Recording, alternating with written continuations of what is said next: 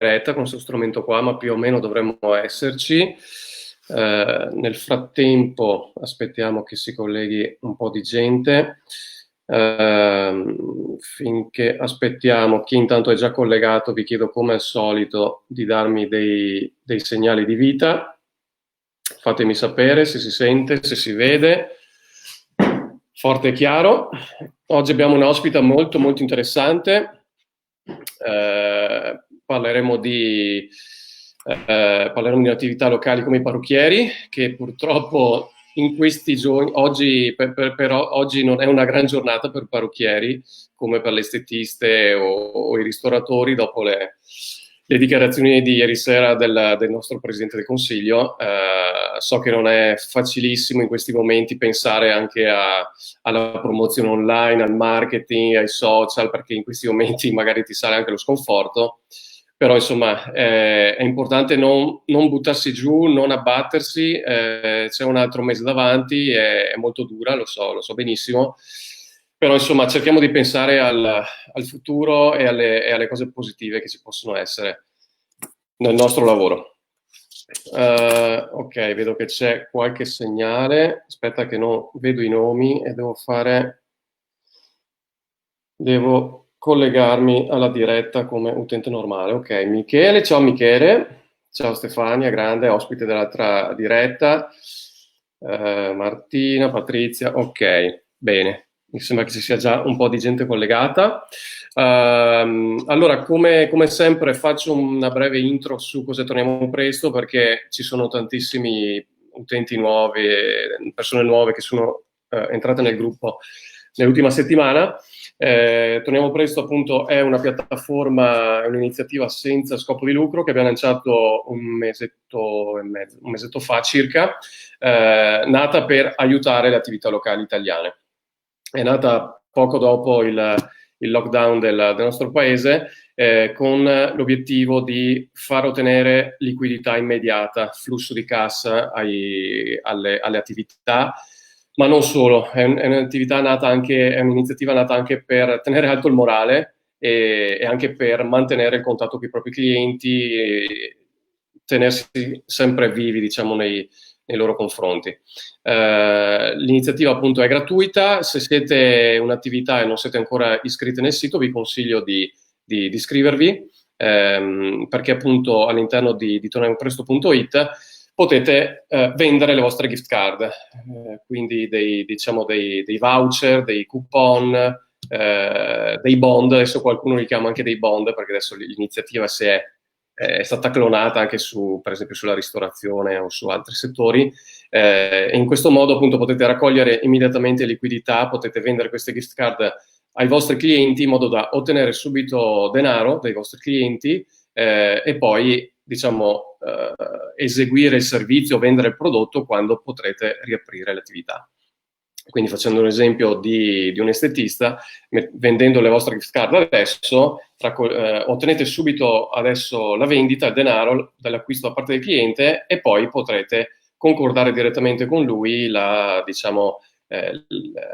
data dell'appuntamento in cui verrà a eseguire il servizio, la prestazione. Aspetta che saluto un altro po' di gente. Fiorella, ciao Fiorella, Alice, Costanza, grande, parrucchieri, ottenenze parrucchieri. Ecco, questo è proprio nel vostro settore, tra l'altro.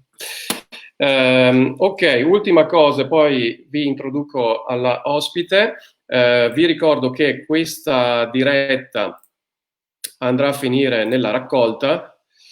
Questa raccolta che vedete qui, torniamopresto.it/raccolta, collegatevi dopo magari a questo link, perché è molto semplice, molto veloce. La raccolta non è altro che appunto un kit che abbiamo pensato con tutti i contenuti che abbiamo creato finora in questo mese. Sono video, sono informazioni, sono istruzioni, modelli grafici già pronti che potete usare nei vostri social, contenuti, testi, diciamo, già pronti anche da inviare ai vostri clienti tramite WhatsApp e email per promuovere l'iniziativa.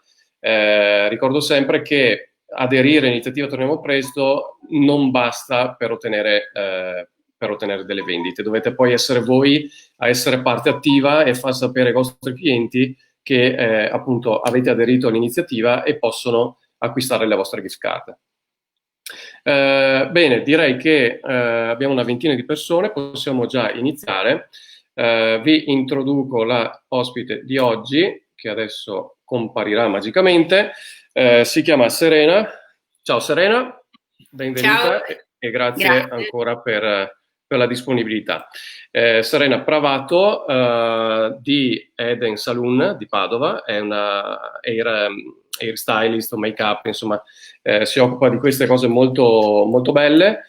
L'ho invitata in questa diretta perché mi è stata segnalata da Iana, Iana che vi sta aiutando tantissimo in questi giorni, no? È lei che risponde alle mail, che vi dà una mano anche per installare il PayPal e modificare le vostre schede, eccetera. Quindi colgo l'occasione per ringraziarla ancora per quello che sta facendo. Ecco, Iana mi ha parlato bene di voi e mi ha detto che siete veramente dei fenomeni sui social, allora ho detto vediamo se ha qualcosa da raccontare, insomma, con le altre attività. Bene, se vuoi dire qualcosa su di te, sulla tua attività e presentarti un attimo, insomma.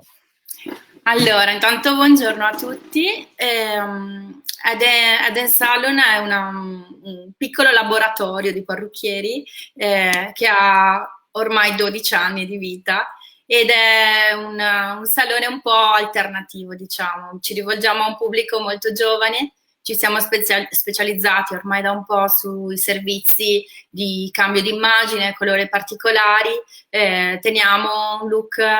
proponiamo dei look abbastanza strong, un po' alternativi e ci rivolgiamo sicuramente a un pubblico di nicchia che ama sperimentare con la propria immagine. Ed è per questo che è molto importante per noi seguire un'adeguata comunicazione in maniera tale da poter comunque comunicare chi siamo e così attirare un pubblico targetizzato per quello che è la nostra proposta di estetica, così. Ecco. Certo. Ecco, allora, oggi parleremo con Serena il titolo è proprio come sfruttare Instagram per attirare nuovi clienti e fidelizzarli, no? Quindi io sto notando che anche parlando direttamente con voi e vedendo i commenti che ci sono nel gruppo, eccetera, che parecchie persone, parecchie attività e imprese hanno capito l'importanza dei social, di Instagram, di Facebook, WhatsApp, Google My Business, eccetera. Però moltissimi di loro hanno difficoltà a padroneggiarli questi strumenti, no? Perché sembra facile, sembra che basti aprire l'account su Instagram e poi magicamente i clienti arrivano, si pubblicano i post, si diventa influencer, eccetera, eccetera. Immagino che in realtà anche per voi non sia stato così facile, no? Come è nata la vostra esperienza, diciamo, su Instagram a questo punto o su altri social? Allora, intanto da sempre ho cercato di creare attorno alla mia attività una community in modo da poter comunicare al meglio quello che è lo spirito di Eden e attirare il più possibile un pubblico giovane, un pubblico dinamico, un pubblico internazionale.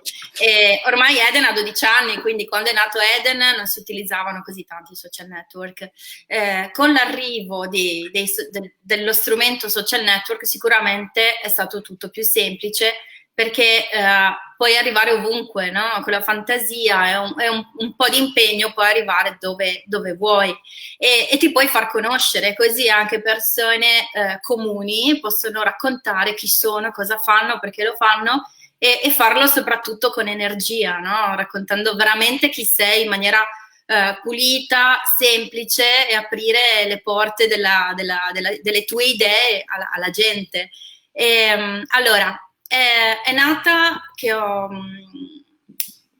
4 anni fa, sono diventata mamma e ho deciso di non lavorare più come parrucchiera all'interno del mio salone e di dedicarmi in maniera più libera alla mia bambina e quindi di gestirmi in maniera autonoma gli orari di lavoro e di poter lavorare anche da casa.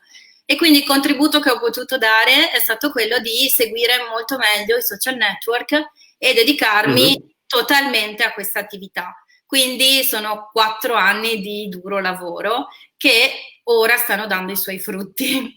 certo, Ci vuole tempo e tanta costanza, cioè costanza quotidiana, devo dire. È un gran lavoro e non è un divertimento, cioè è lavoro, no, è inutile, perché creare immagini, creare contenuti, ogni giorno inventarsi un'idea, una pubblicità, degli slogan, bisogna farlo veramente in maniera costante e anche farsi aiutare, se necessario, da dei protagonisti, da dei professionisti, perché professionista.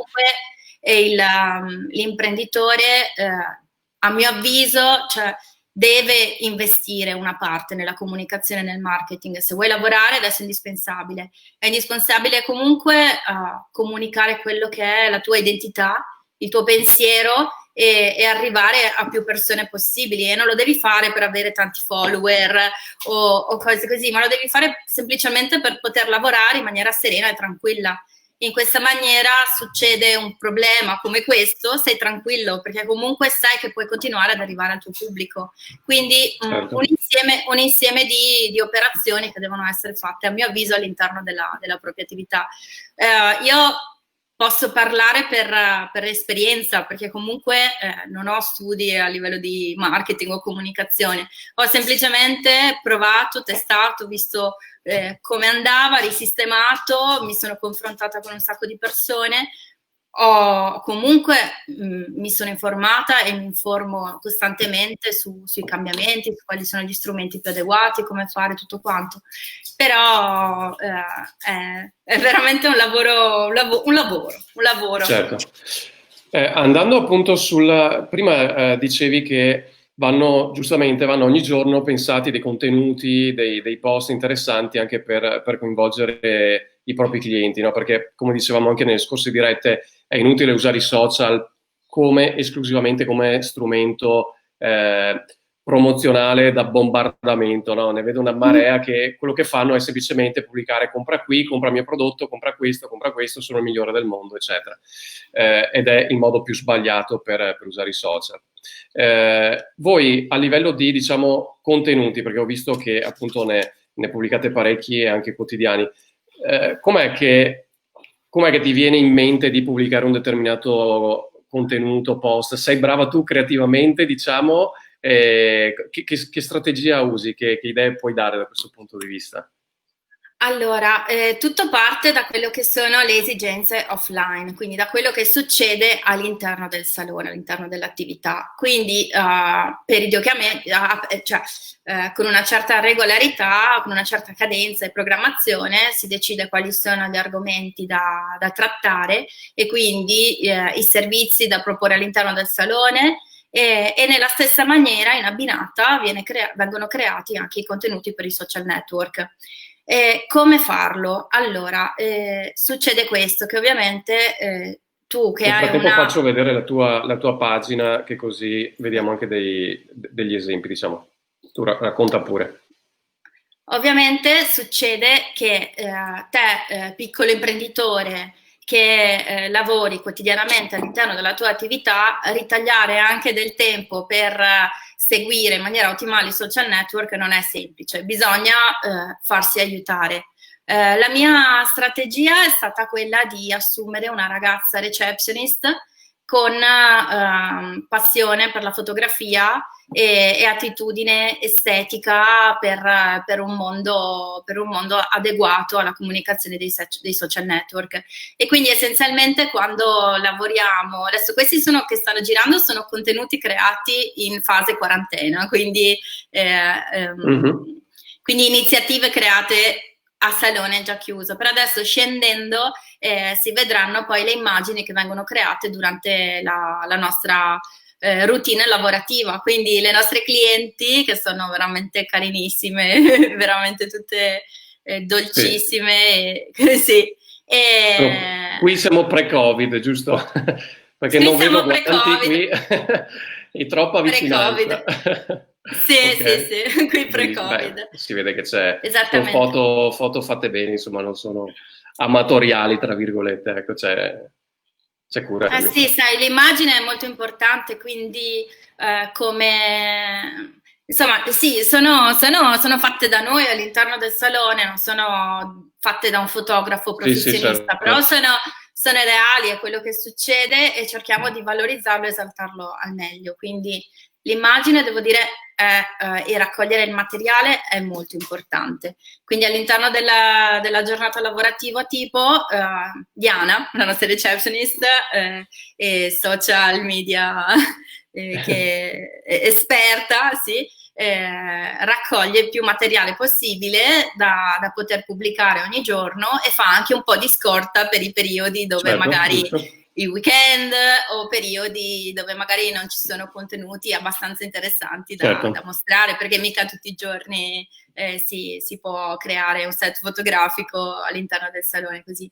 E, comunichiamo pulito, comunichiamo quello che succede effettivamente, quindi il cliente o la persona, il follower, la ragazza che vedi social network, quando poi ci chiede info o arriva all'interno del salone, l'esperienza che vive è quella che comunichiamo, quindi non è lontana, non è fake, non è finto, è molto reale. Ok, E questa è una cosa molto positiva perché col tempo gli utenti lasciano le recensioni su Facebook, recensioni su Google My Business, utenti generano altri utenti e quindi diventa veramente la community si allarga in maniera organica. E questo ti permette di avere un bel pubblico, no? Non lo devi deludere, però lo devi coccolare e mantenere certo. sempre bello attivo, insomma, con varie iniziative. Ok. Adesso ne ho una pronta molto carina e non vedo l'ora che sia il momento giusto per poterla attuare. Ok, allora per andare un po' più diciamo nello specifico, no? Io mi metto nei panni, allora voi siete bravissimi, fortissimi, avete anche una persona che magari quasi, non diciamo dedicata ai social network, però insomma che investe parecchio tempo nella creazione dei post, studio, eccetera. Volevo però mettermi nei panni diciamo di un'altra attività che magari una persona che o lavora da sola o sono in due, no? Concentrati ovviamente sempre solo sui clienti, taglia, unghie, cose del genere, che magari non hanno molto tempo, no? di pensare anche al post, cosa scrivere, come fare la foto, eccetera. Da questo punto di vista, che consigli pratici daresti per uno che magari parte quasi da zero, che ha solo un account Instagram e ogni tanto butta dentro qualcosa senza ottenere tanti risultati? Che consigli daresti per iniziare a vedere qualche piccolo risultato in modo da dire ok, in effetti vale la pena che investa tempo su questo strumento? Allora, il consiglio numero uno è che devi sapere quello che fai e quindi non lo puoi fare se non comprendi un minimo l'argomento. Quindi adesso come adesso puoi trovare di tutto nella rete, puoi trovare corsi online, contenuti gratuiti, video su YouTube, gruppi, puoi trovare veramente di tutto. Quindi numero uno bisogna informarsi, sapere quello che fai, non lo puoi fare da profano, qualcosina, poco, anche poco, ma ti devi informare.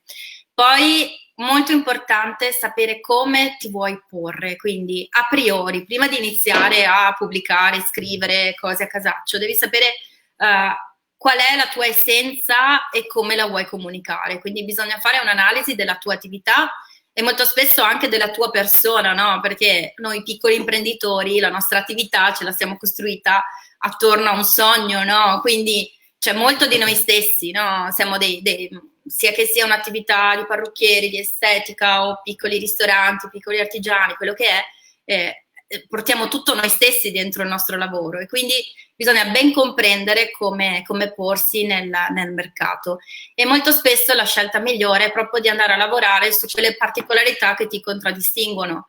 Non puoi essere competitivo o riuscire a farti notare se fai quello che fanno gli altri o ti vuoi confondere nella massa. Quindi, siccome ognuno di noi siamo unici, no? E quindi bisogna tirar fuori quell'unicità che ci rende particolari. E non avere paura di essere differenti, perché è proprio quello che le persone cercano. Cercano posti dove potersi riconoscere, no? Siamo talmente tante attività che non dobbiamo farci la guerra tra di noi, ma semplicemente differenziarci. E questo è un gran momento per poterlo fare, perché comunque c'è il tempo, abbiamo tempo da dedicare a questo percorso. E poi sicuramente bisogna essere in grado di produrre immagini che siano belle, creare una bella bacheca, immagini allettanti con dei bei colori che possono raccontare quello che facciamo e saperlo anche scrivere, quindi la parte del copy e dei contenuti che inseriamo all'interno non possono essere fatti a caso, e per questo bisogna studiare. Però acquistare un corso online e collegarsi al PC e studiare un attimino non è poi così complesso. Quando capisci cosa ti serve, poi sei anche in grado di capire: fino a qui posso arrivare io, in altre cose devo rivolgermi a dei professionisti, e quindi bisogna investire. Non è che le cose arrivino senza investire, bisogna investire tempo, fatica e anche del denaro, perché senza quello secondo me non è possibile. Quindi ogni attività proporzionata per quello che è, piccolo o grande che sia, una parte del budget dei tuoi ingressi deve essere reinvestito in comunicazione. E va fatto velocemente, perché è già tardi per me, cioè va fatto, no? Dobbiamo allinearci, cioè siamo talmente bravi qui, cioè siamo bravi, no? A gestire le nostre attività, cerchiamo il massimo della qualità del servizio, così dobbiamo raccontarlo e così potremo lavorare più tranquilli, perché non ci facciamo cogliere impreparati. E poi i tempi stanno cambiando, adesso lo vediamo in maniera così forte, ma cambieranno ancora di più, e quindi sito internet, social network gestiti bene, cioè è indispensabile. Sono completamente d'accordo, e purtroppo, tra l'altro, la voce marketing e promozione, pubblicità, così, sono le prime che purtroppo vengono tagliate nei momenti di crisi, no? Quando in realtà sarebbe il momento giusto per continuare a investire e per mantenere il rapporto, e come dice anche Serena, per cercare, se non si è già fatto uno studio sul proprio brand, cercare di specializzarsi, di trovare una propria identità in mezzo alle miliardi di altre possibilità che possono avere i clienti. E bisogna essere bravi, bisogna imparare e cominciare a comunicare. Vai Serena. Ma soprattutto anche noi imprenditori dobbiamo capire che questo ha un costo, quindi le persone che andiamo a sentire per delle collaborazioni lavorative non è che chi ti fa i contenuti su Instagram, chi ti fa le foto o chi ti fa il sito internet è un gioco da ragazzi e per questo devi volere il lavoro a 100-200 euro. No, cioè devi investire con dei professionisti, quindi devi essere in grado di scegliere il professionista più adatto alle tue esigenze, e va retribuito giustamente, come tu per la tua attività dai un valore a quello che fai. Anche chi fa il sito, chi fa le foto, qualsiasi persona deve essere retribuita adeguatamente. E questa è una piccola nota di demerito, perché conosco un sacco di giovani creativi all'interno del mio salone, ne passano tantissimi, ho tantissimi amici che lavorano in ambiti così creativi, e il problema è sempre lo stesso, che poi quando l'imprenditore va a chiedere un servizio lo vuole sotto costo, e non è così, ha un costo, perché le idee hanno un costo, soprattutto, cioè le idee creative hanno un costo, e fare le cose, progettarle, pensarle in maniera dettagliata per un brand è un gran lavoro, è anche parecchio stressante a livello mentale, così. Quindi io ho scelto di farmelo, e ho scelto poi di avere anche una persona che mi segue in maniera personalizzata per questo fisso, che è, oltre la receptionist, è un'altra persona ancora, che addirittura non sta qua in Italia ma sta a Berlino, quindi sono abituata a lavorare con smart working e a comunicare con questa persona a distanza. Sono anche altrettanto abituata ad andare spesso a Berlino con la scusa di poter lavorare ai progetti, così ne approfitto, e adesso vabbè c'è questo limite, portiamo un po' di pazienza, intanto certo. sogniamo un po'. Allora, io volevo adesso affrontare l'argomento Covid, pre-Covid e durante Covid, no?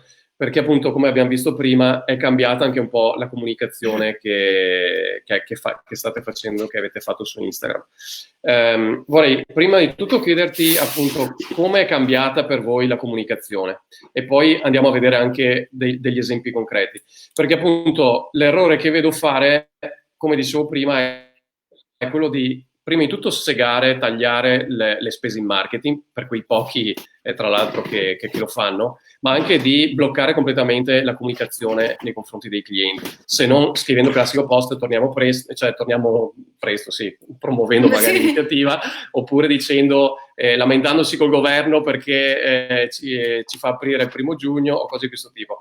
Voi invece avete, diciamo, sfruttato anche questa fase per continuare a comunicare con i vostri clienti e a tenere saldo il rapporto. Mi vuoi un po' spiegare appunto come è cambiata la comunicazione e poi vediamo qualche esempio? Allora, le cose che ti succedono, no? Bisogna saperci vedere occasioni, quindi per me questa è stata un'occasione di sperimentare alcune cose che avevo nella mente e che non avevo troppo tempo da dedicarci, che magari progetti che lasciavo un po' lì da parte. E è stato molto divertente perché se prima della quarantena i contenuti, le grafiche dovevano essere belle, ordinate, studiate, fatte dal grafico, così. E in questo momento si è potuto veramente fare di tutto, quindi comunicare anche in maniera abbastanza istintiva e amatoriale.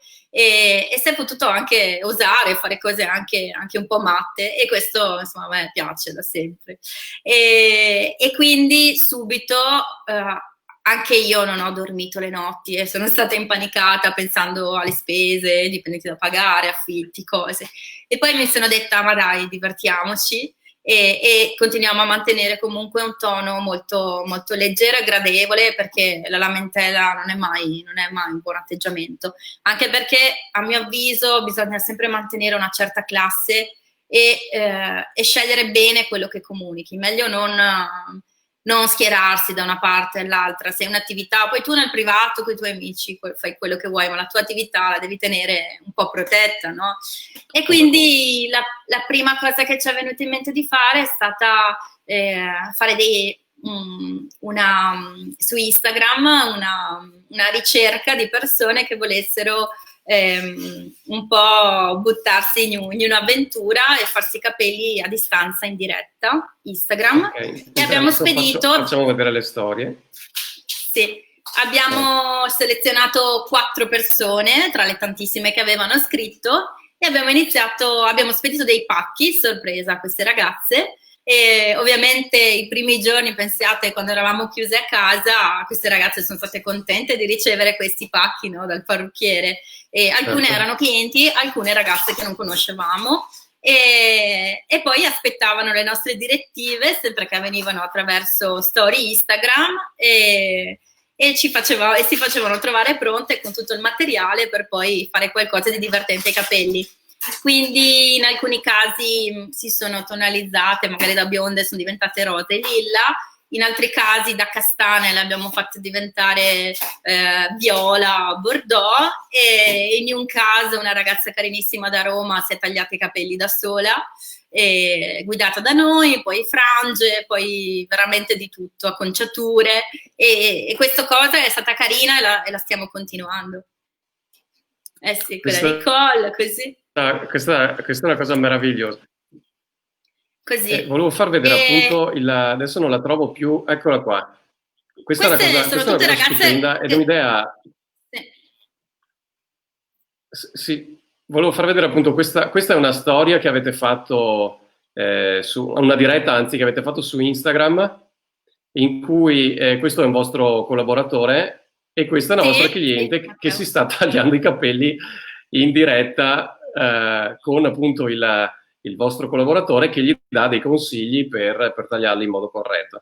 Questa cosa secondo me è veramente una cosa meravigliosa, perché crea anche un legame con i clienti che resterà anche resterà sempre, perché una cosa del genere è insolita, no? E quindi è bellissima da comunicare Sì. questa cosa. E vedete quanti sono le persone collegate che commentano, che partecipano a questa diretta. Questo è meraviglioso. Sì, circa sì, è un mezzo potente perché comunque ogni giorno le storie le vedono tantissime persone. Ad esempio la ragazza, quella che vedi Mora col rossetto rosso, è lei, la ragazza che si è tagliata la frangia da sola. Aspetta Il che risultato è molto rimettiamo. bello. Quella di Questa fianco, qua? Ah, sì, vedi. è esattamente lei e il risultato è bello. Meraviglioso. Poi si fanno le foto, me la mandano e io le mostro. Certo. Ma così tutte le ultime ragazze degli ultimi post sono tutte ragazze che hanno fatto i capelli in diretta con noi. E guardate qua che numero, cioè guardate che numeri a tanta gente piacciono i like, no? Anche se non sono in realtà i like il vero parametro Sì. da controllare, però questo è comunque un segnale, un fattore da considerare. Guardate, voi avete 15.000 follower se non ricordo male, e comunque sono dei numeri molto interessanti. Vuol dire che tantissime persone, molte centinaia di persone hanno visto queste foto, questi post, e pensate al livello di engagement che ci può essere anche poi quando l'attività riaprirà, perché comunque si fissa nella testa dei vostri clienti. Voi siete quelli che hanno dato una mano alle persone a tagliarsi i capelli, quindi è una cosa molto molto positiva, che non vale solo appunto per questo momento di lockdown, ma vale anche soprattutto per quando l'attività viene riaperta. Okay. Sì, assolutamente.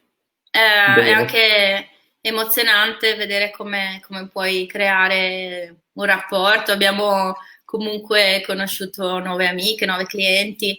Poi subito avevamo un progetto che era un po' parcheggiato lì di consulenza smart, quindi una consulenza fatta attraverso la compilazione di un form e l'abbiamo subito lanciata. Anche lì siamo stati inondati di richieste e quindi abbiamo regalato studi di immagini alle persone e lo stiamo tuttora facendo, quindi ci sono veramente tante piccole cose che puoi fare che portano insomma dei buoni risultati.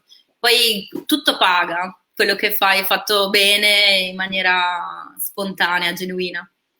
Sì, soprattutto vorrei anche far passare il messaggio che, torno a ripetere, non occorre essere dei professionisti, non occorre essere degli influencer. Come avete visto, è una diretta semplicissima dove il parrucchiere, insomma, chiamiamolo così, dà dei consigli a una propria cliente, cioè è una cosa tra virgolette anche banale. Adesso non voglio dare meno valore a quello che avete fatto, ma a livello operativo è abbastanza facile da fare, no? Non occorre essere dei professionisti per fare una cosa del genere.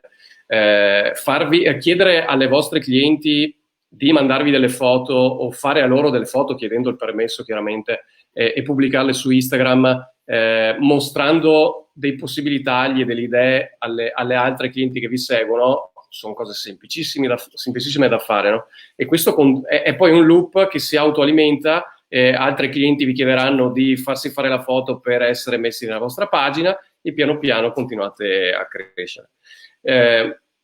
Vorrei chiederti, voi adesso avete appunto un bel po' di follower, avete aperto la pagina da un po' di tempo, per vedere i primi risultati, diciamo, anche se non è semplicissimo, non è così facile da dire, ma secondo te dopo quanto tempo si può vedere che il gioco vale la candela?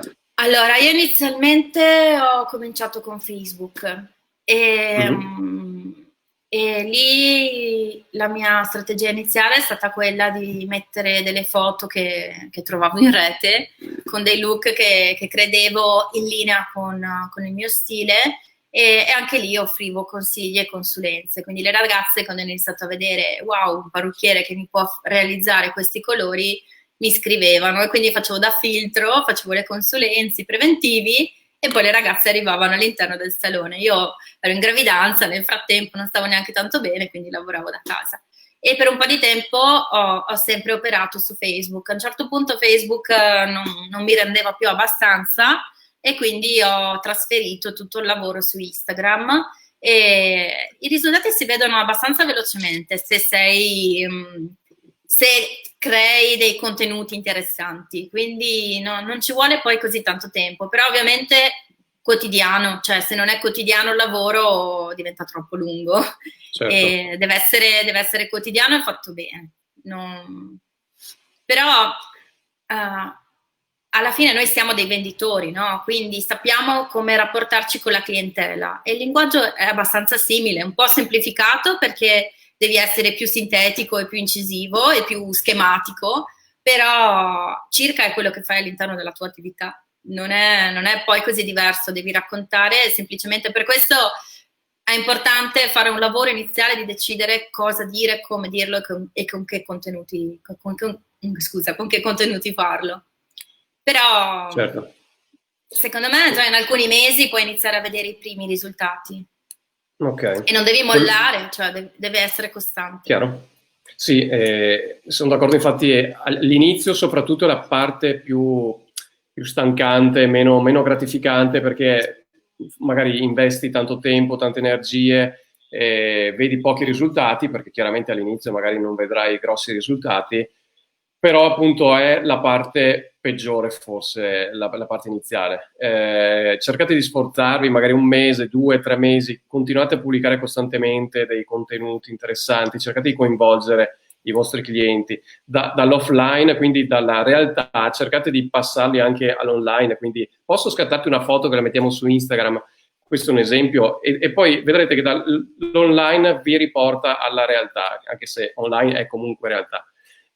Quindi questa è una cosa molto, molto importante. Curiosità, perché sei passata da Facebook a concentrare le energie su Instagram? Perché gli stessi contenuti che pubblicavo su Facebook cioè, mi davano poche interazioni. A un certo momento sono cambiati gli algoritmi e quindi o sponsorizzavo o non andavano. E quindi un po' per me va bene sponsorizzare alcuni contenuti mirati, però non è nella mia filosofia, preferisco che lavorare di organico perché lo trovo molto più producente, no? Riesco a convertire molto di più. Preferisco meno follower, meno like, però persone veramente interessate piuttosto che vedere grandi numeri per poi non vendere dei servizi, non avere dei nuovi clienti.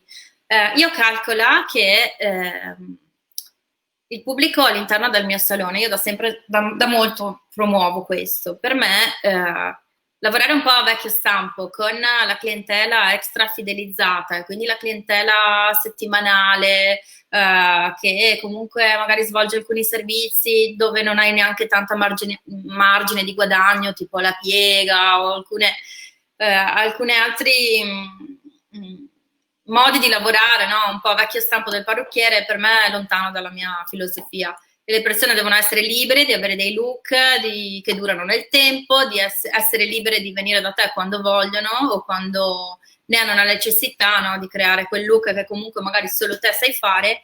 E, scusa, mi sono persa, stavo dicendo. Scusa. Mi sono distratta perché è il mio socio che passa qua avanti e indietro. Sì, dicevi che appunto ognuno deve essere libero di avere il suo look, immagino anche magari di variare, di cambiare anche centro a cui si rivolge, non so se volevi arrivare a quello. Sì, no, scusa, stavo dicendo che per questo ogni mese, tipo, molto importante è anche il controllo dei propri dati attraverso il gestionale e quindi so che ogni mese all'interno della mia attività passano circa 80 nuovi clienti, quindi entrano 80 persone che io che conosco nuove, no?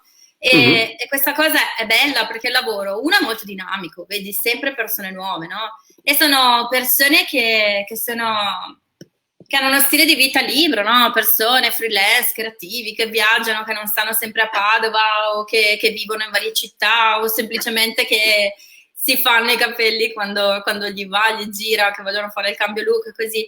Ed è interessante questa cosa, perché 80 persone in una piccola attività, perché il mio negozio comunque è piccolo, non è grande, sono in 3 parrucchieri a lavorare, più una receptionist, e sono insomma un buon risultato per me. Certo. Hai toccato un punto molto molto importante, hai detto dati, ed è una cosa su cui, partendo dalla ristorazione, perché io diciamo prima del Covid lavoravo parecchio in questo settore dal punto di vista marketing, adesso le cose sono un po' cambiate, però io ho sempre battuto molto sui dati, cioè, ottenendo anche dei feedback spesso poco piacevoli da determinate attività, perché mi dicevano sì, ma la mail, cosa ne faccio della mail, del telefono? Poi quella stessa gente, no, che mi diceva ma la mail cosa me ne faccio? Durante il Covid è corsa a dirmi Paolo, adesso cosa faccio che non riesco più a contattare i miei clienti, devo attivare il servizio di delivery. Allora lì ti salgono anche la vena, no? Perché, e quindi adesso ancora di più continua a battere su questo tasto i dati, dovete adesso devi farti pagare dai vostri clienti. Devi farti pagare di più adesso.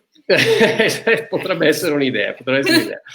E voi come usate i dati? Come li ottenete dai clienti? Cosa ne fate? Vi sono utili sti benedetti dati o sono solo follie della nuova... Assolutamente.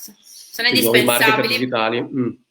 No, sono indispensabili, è indispensabile avere sotto controllo tutta la situazione, devi sapere quante persone entrano, devi sapere quanto spendono, ticket medio, che servizi fanno, devi conoscere la mail, devi poter comunicare con loro in qualche maniera, insomma, decidere come farlo, ovviamente su loro consenso, ma i dati vanno raccolti.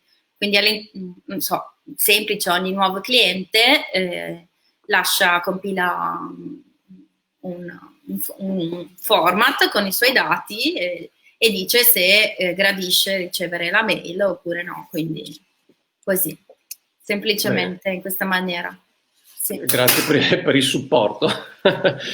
Ok, intanto scrivete pure se avete domande nei commenti che poi vediamo di rispondere. Vedo che una persona ha scritto perché sono passata a Instagram. Forse si riferiva quando hai avuto il blocco che non ti ricordavi più il filone di cui stavi parlando. Immagino. Però Instagram offre questo strumento della story che è molto molto potente perché è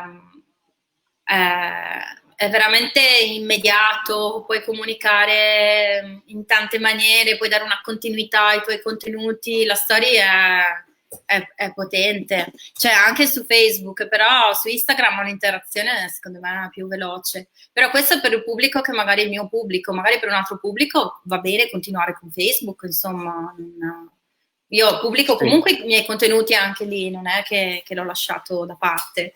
Certo, anche perché appunto si sente spesso dire, sai, i soliti espertoni che danno Facebook per morto, come avevano dato anche alla mail per morta, per Google che è morto, hanno ucciso qualsiasi cosa, no?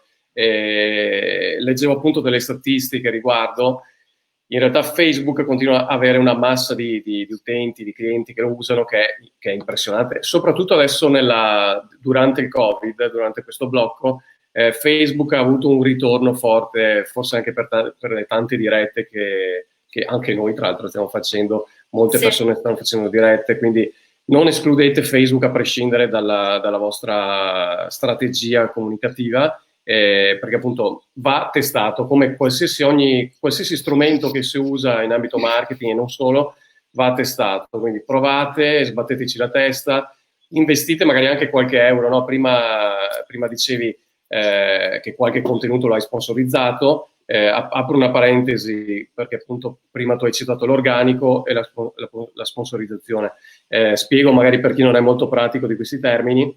Un post organico significa che viene pubblicato gratuitamente, diciamo, no? Quindi io pubblico su Instagram il mio post, lo vedrà una certa percentuale di utenti, dovete sempre ricordarvi che su 1000 persone che vi seguono il tasso di visualizzazione dei vostri post è molto basso, per esempio su Facebook, su una pagina Facebook è intorno al 2, 3, 4, 5%, quindi su 1000 sono 50 persone che effettivamente lo vedono, poi dipende da un po' di cose, può essere che siano di più se ci sono commenti, interazioni eccetera, però insomma più o meno quella è la media.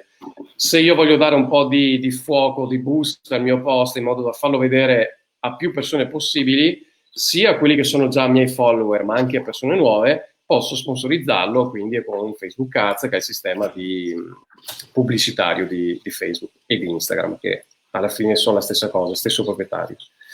Ok, volevo chiederti, voi adesso come vi state preparando alla riapertura, sfruttando magari anche i social da questo punto di vista?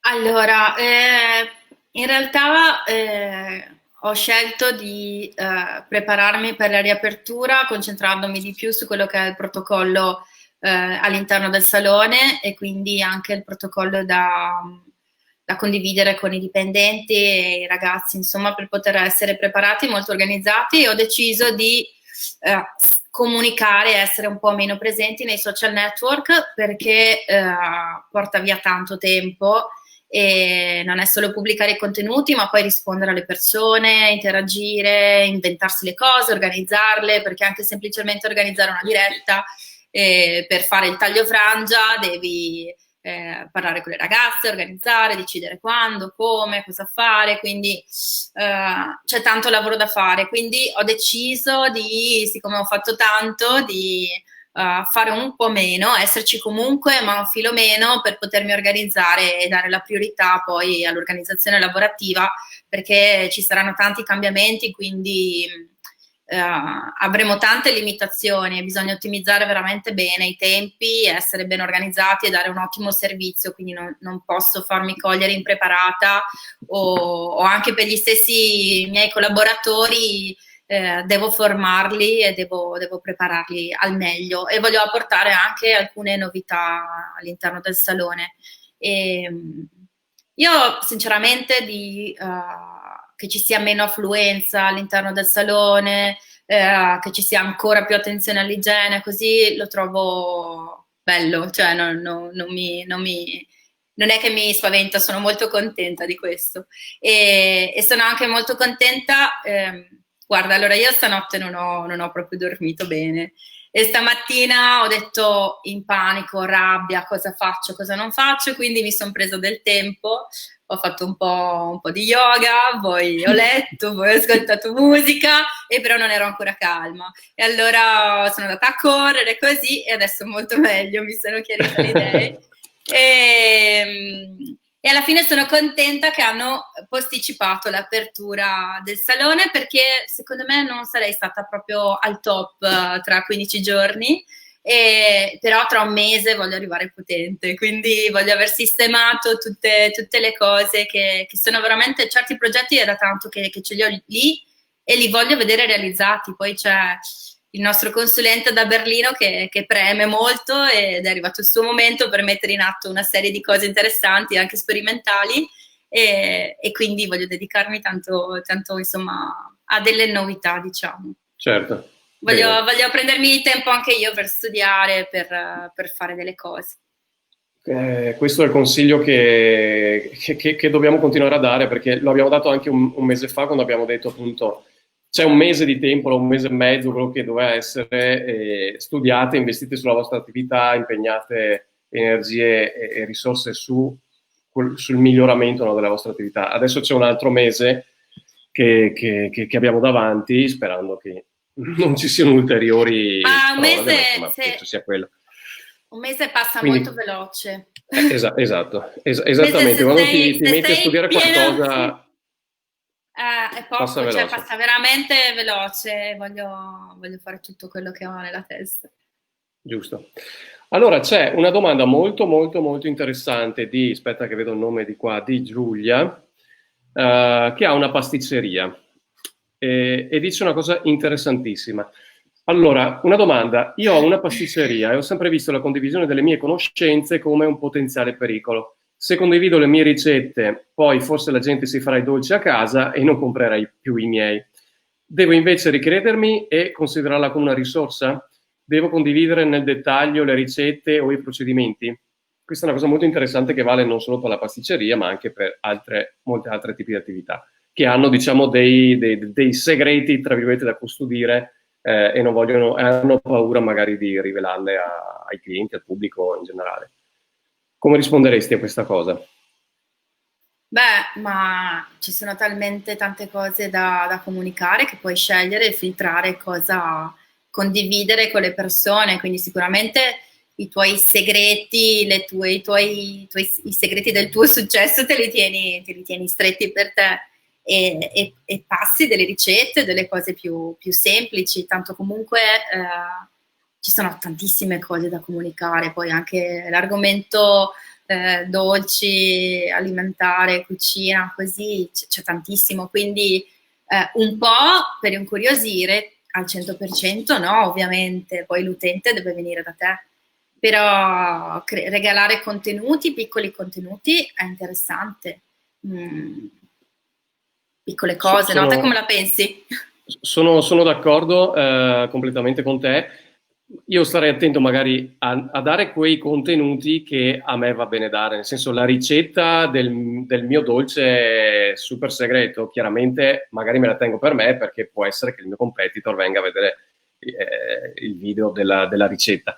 Però ci sono appunto, come dici tu Serena, ci sono tantissime cose che potete comunicare.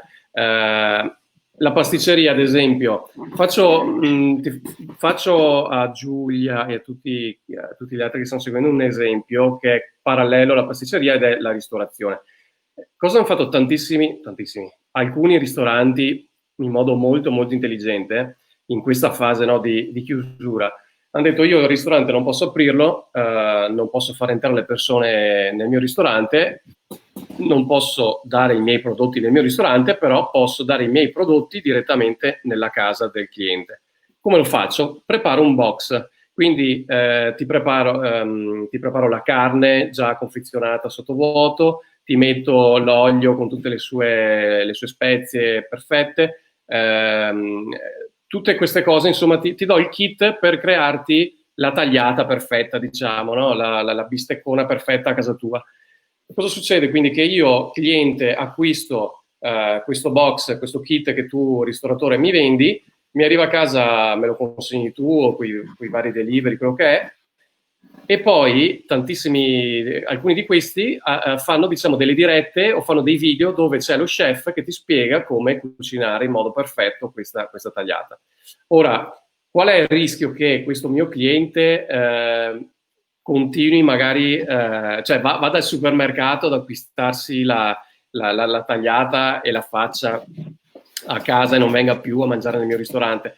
Forse in questa fase in cui la ristorazione è chiusa ed è difficile ed è complicato andare a mangiare al ristorante, magari ci può essere anche questo piccolo rischio, ma quando riapriranno le attività, quando ritorneremo alla normalità, questa persona avrà sempre nella testa, perché ricordatevi che è importante quello che i clienti hanno nella testa, il posizionamento che hanno i clienti del vostro brand, perché anche se voi pensate di non avere un brand, chiunque è un brand, ma magari è sconosciuto o non è differenziato dagli altri, questo cliente avrà in testa quel ristorante e avrà creato comunque un legame particolare. E quindi quando riaprirà il ristorante, magari tornerà nel ristorante per vedere se la sua bistecca che aveva fatto a casa era quasi buona come quella dello chef, no?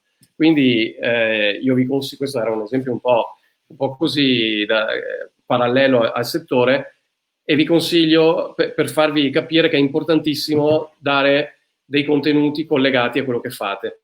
La pasticceria è un esempio bellissimo perché voi potete anche banalmente mettere non so adesso legalmente magari è un po' complicato perché in Italia abbiamo un miliardo di leggi, ma una diretta, una webcam che fa vedere il pasticcere, come fa la torta, come fa le brioche, che dà qualche spunto, qualche consiglio, sono cose meravigliose per legare ancora di più i clienti a voi. E questa cosa ricordatevi che è molto molto importante.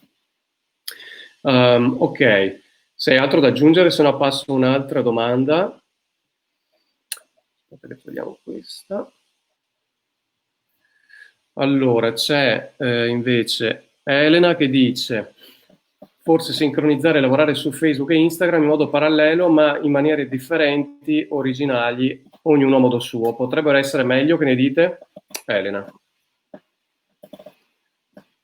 Serena, cosa ne pensi? Io posso dire quello che facciamo noi. L'immagine su Facebook viene messa un po' differente rispetto che su Instagram, quindi proprio il taglio dell'immagine, e anche il contenuto, quello che viene scritto, si usa una lunghezza differente su Facebook un po' più breve, su Instagram racconto di più, uso più un linguaggio un po' più, diciamo, colorato, più informale. Su Facebook cerco di tenere comunque una comunicazione semplice, un po' più breve, l'immagine è solitamente più grande, più close up di capelli, che attiri un po' di più l'attenzione, e così. Quando non ho tempo lascio semplicemente che quando pubblico su Instagram si condivida anche su Facebook lo stesso contenuto, però preferisco scrivere due testi differenti, ho visto che funziona meglio. Però sicuramente, cioè, strano, la stessa immagine che prima hai mostrato che aveva 240 like su Instagram, su Facebook ne ha avute 11. Certo, certo. Per me. Comunque sì, sono d'accordo con quello che scrive Elena, nel senso Facebook e Instagram hanno appunto due logiche magari un po' diverse, funzionalità anche diverse. Su Facebook, su Instagram ad esempio, non posso mettere un post linkato, collegato ad un sito, una pagina web, una risorsa esterna, no? Instagram funziona molto più con foto e video, quindi la gente, tra l'altro le persone, gli utenti, i clienti o potenziali clienti si aspettano anche di trovare delle foto fatte decentemente, diciamo. Su Instagram funzionano molto bene le foto fatte bene, non occorre essere dei fotografi perché adesso anche i telefoni normalissimi fanno delle foto molto molto belle, quindi è importante magari fare delle foto di qualità. Su Facebook magari è più... lo possiamo usare magari anche per le condivisioni. Faccio l'esempio, per esempio, di torniamopresto.it. È molto più facile condividere l'iniziativa su Facebook perché potete mettere direttamente il link che si collega alla vostra pagina su Torniamo Presto. Su Instagram è un attimo più complicato perché non c'è proprio il link cliccabile, eccetera, eccetera. Ok, direi che siamo arrivati quasi a un'oretta. Se hai altri consigli, idee, spunti da dare, altrimenti direi che possiamo anche chiudere qui. Ricordo allora che potete, questo video verrà poi salvato, sarà comunque visibile nel gruppo nei prossimi giorni e verrà messo comunque nella raccolta, nel kit. Andate su questo link che vedete, torniamopresto.it/raccolta, vi verrà inviato tramite messaggio su Facebook il collegamento appunto per entrare nella cartella dove trovate appunto gli altri video, trovate le grafiche da usare sui social già pronte, i testi da usare su Instagram, per le mail, eccetera, per appunto condividere l'iniziativa Torniamo Presto e vendere gift card, le vostre gift card tramite la piattaforma. Bene, grazie mille Serena per aver condiviso le tue idee, i tuoi spunti, le tue esperienze. Penso che abbiamo dato dei consigli molto interessanti alle persone. Grazie ancora per la disponibilità e grazie anche per chi ci ha guardato fin qua. Ci vediamo alla prossima. Grazie mille. Ciao. Ciao, ciao, ciao.